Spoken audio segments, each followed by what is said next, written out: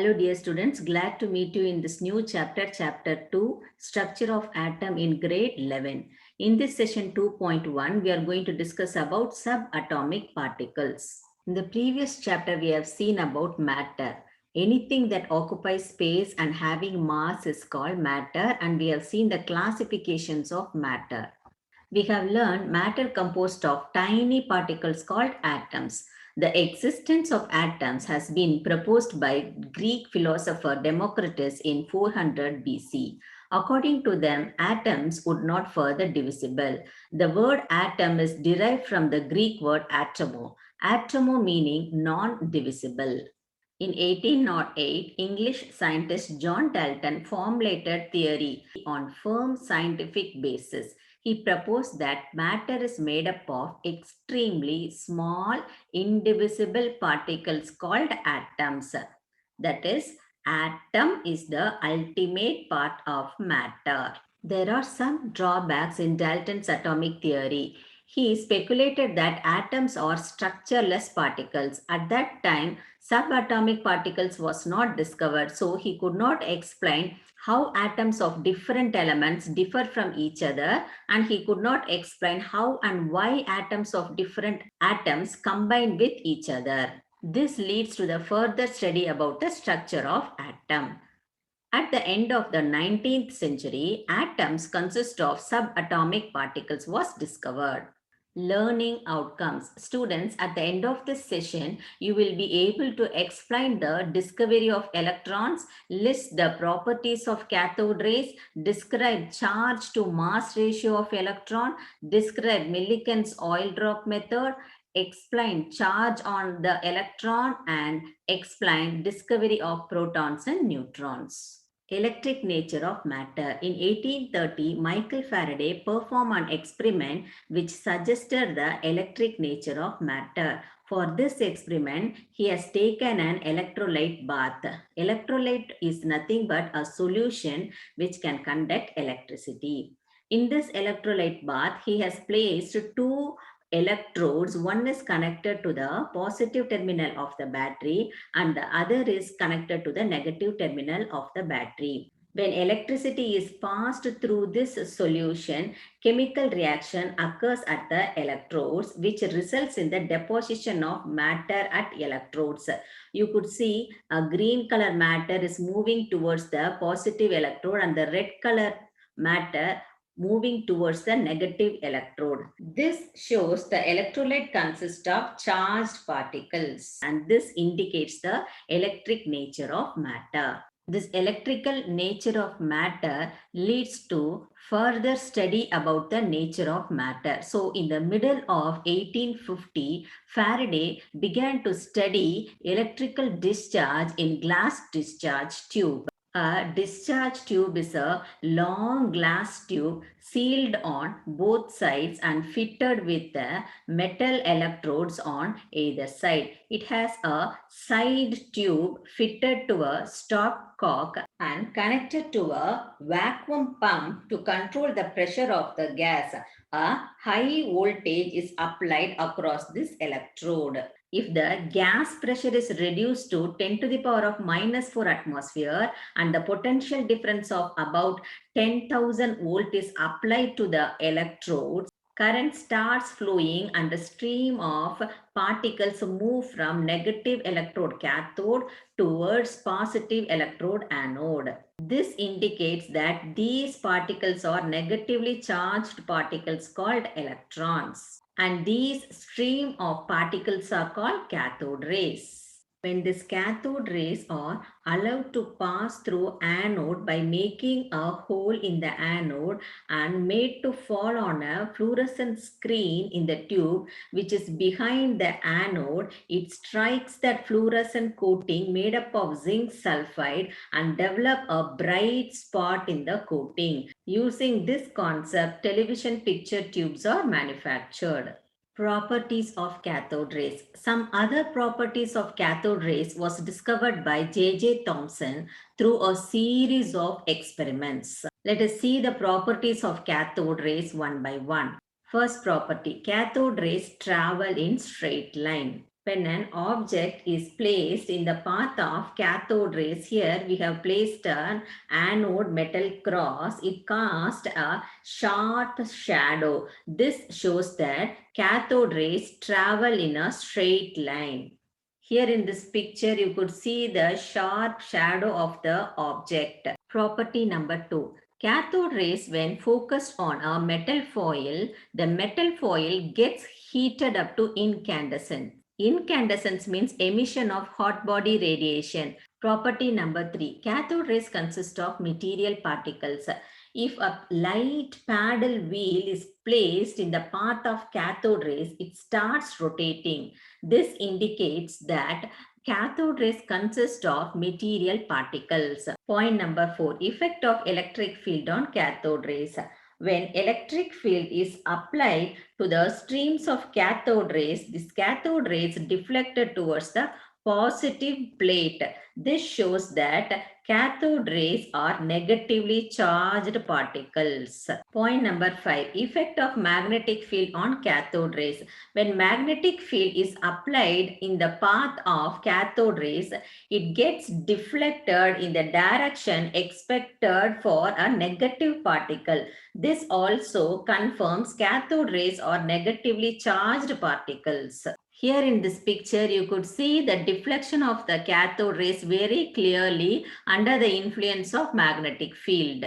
Sir J.J. Thomson in 1897 studied the deflection of the cathode rays under the influence of electric and magnetic field. When there is no electric or magnetic field applied in the path of the cathode rays strike the fluorescent screen at the point V. When he applied the electric field alone in the path of the cathode rays deviates from its path and strike at the point A in the fluorescent screen. And when he applied the magnetic field alone in the path of the cathode rays, it gets deviated from its path and strike at the point C in the fluorescent screen. By carefully balancing the electric and magnetic field strength, it is possible for him to bring back the cathode rays to its original path. From the magnitude of the electric field and the magnetic field applied, it is possible to calculate E/m ratio of the electron. He observed that cathode rays do not depend on the material of the electrodes and the nature of the gas present in the cathode ray tube. This shows that electrons are the basic constituents of all atoms. And the value of E/m ratio was found to be 1.758820 into 10 to the power of 11 coulombs per kg.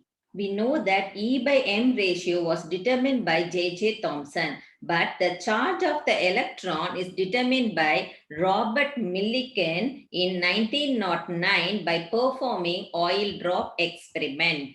The apparatus consists of a chamber maintained at a constant temperature and it is filled with air at a very low temperature. It is provided with 2 electrodes. The space between the 2 electrodes is illuminated by light. An atomizer is provided to spray oil inside the chamber. A hole is provided at the top of the positive electrode for the oil to pass through the space between the electrodes. To note the time taken for a single drop from this point, a telescope is attached in between 2 electrodes. Now a beam of X-ray is passed into the air in between these 2 electrodes. X-ray ionizes the air inside the area in this chamber. The oil drop takes the negative ion from the air inside this chamber and become negatively charged. Without applying the electric field now, let us allow the oil drop to fall only under the influence of the gravitational force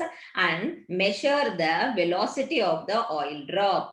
Now let us apply the voltage between the electrodes and the negatively charged oil drop is pulled upward by the positive charge plate against the gravitational force. Now, let us see the different forces acting on the oil drop in this chamber. The forces acting on oil drop are gravitational force due to the gravity of the earth, electrostatic force, it is due to the influence of electric field that we applied, and viscous drag force. Viscous drag force is related to the viscosity of the liquid that we have taken to spray inside the chamber. To understand the concept of viscosity, if we compare water and honey, the viscosity in honey is greater when compared to water. So it takes some more time to fall on ground when compared to the time taken for water drop to fall on ground. Fourth one is the buoyance force or upthrust force. It is an upward force exerted by the medium that opposes the weight of the object. Here in this experiment, the buoyance force is due to the upward force of the air inside the chamber. Without electric field, the buoyance force and the drag force, that is the viscous drag force, will be towards the upward direction and the gravitational force will be in the downward direction. During the electric field, the buoyance force and the electrical force will be in the upward direction and the gravitational force and the drag force, that is the viscous drag force, will be in the downward direction. The fall of the oil drops can be retarded or accelerated or made stationary by adjusting the electric field applied to the electrode. By measuring the velocity of the oil drop when it falls freely under the influence of gravitational force, and again by measuring the velocity of the oil drop by applying the electric field, it is possible to calculate the charge of the oil by using this equation. Millikan found charge on all oil droplets and it could be expressed as integral multiple of the electric charge.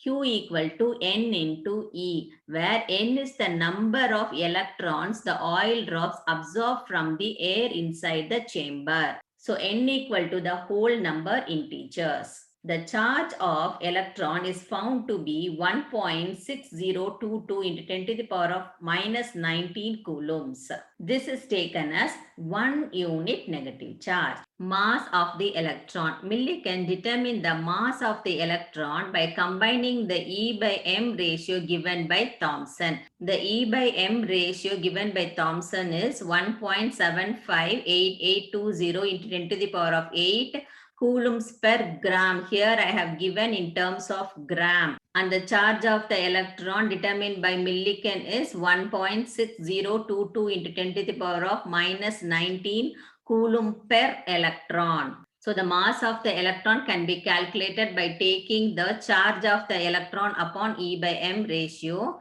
which gives 1.6022 into 10 to the power of minus 19 coulomb per electron upon 1.758820 into 10 to the power of 8 coulombs per gram. This gives the value 9.1094 into 10 to the power of minus 28 gram per electron.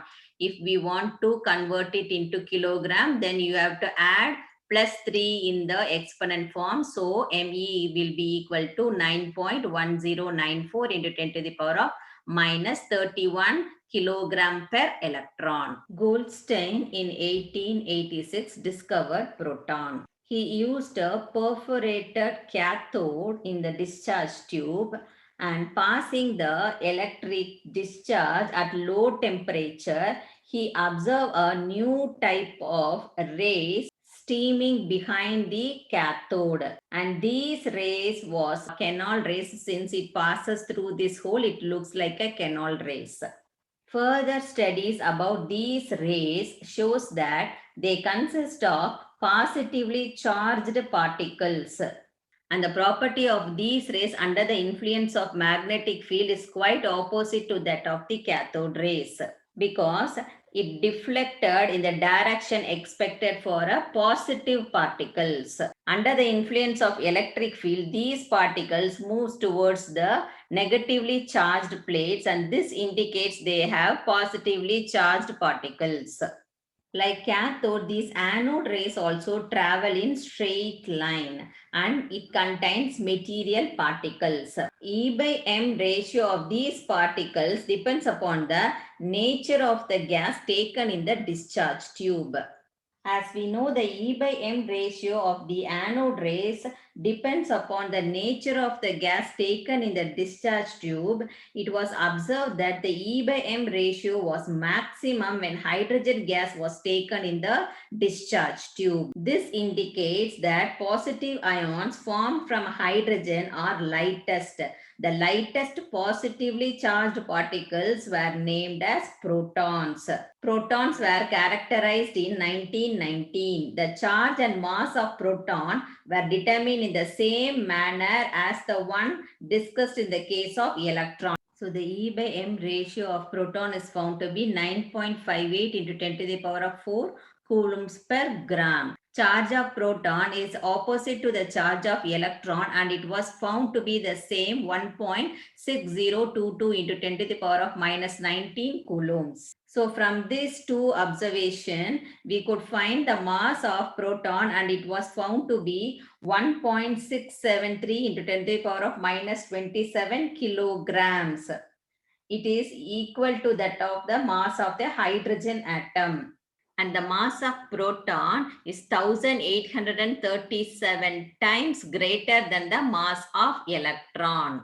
So from the above discussion about proton, we come to know that a proton is also a fundamental particle of atom carrying 1 unit positive charge and having mass which is nearly equal to the mass of hydrogen atom. Till 1932, it was assumed that the mass of the atom is uniformly distributed throughout the entire atom.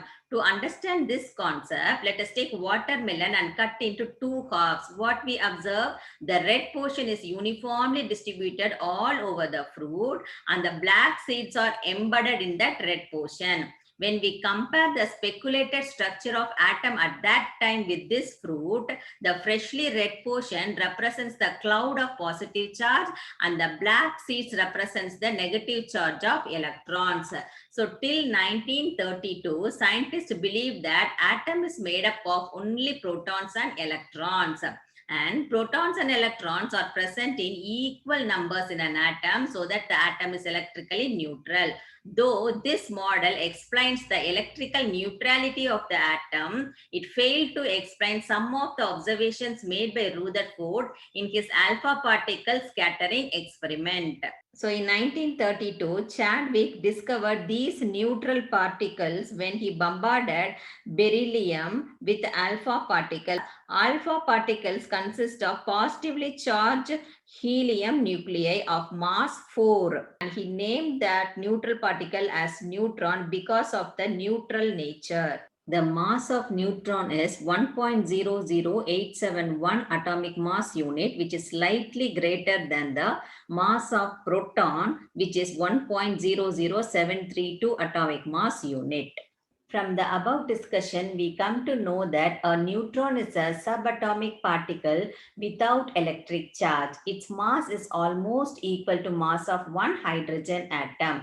The fundamental particles present in an atom of an element are electron, proton, and neutron, except hydrogen. In hydrogen, we have only one electron and one proton. Since the mass of the electron is very small, the mass of the atom is largely due to proton and neutron present in an atom. The properties of a fundamental particles are summarized in this table.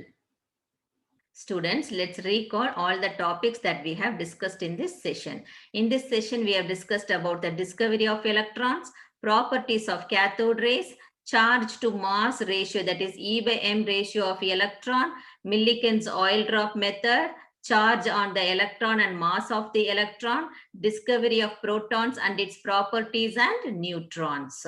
Hope this session was useful to you. See you soon in the next session. Have a nice day. Thank you.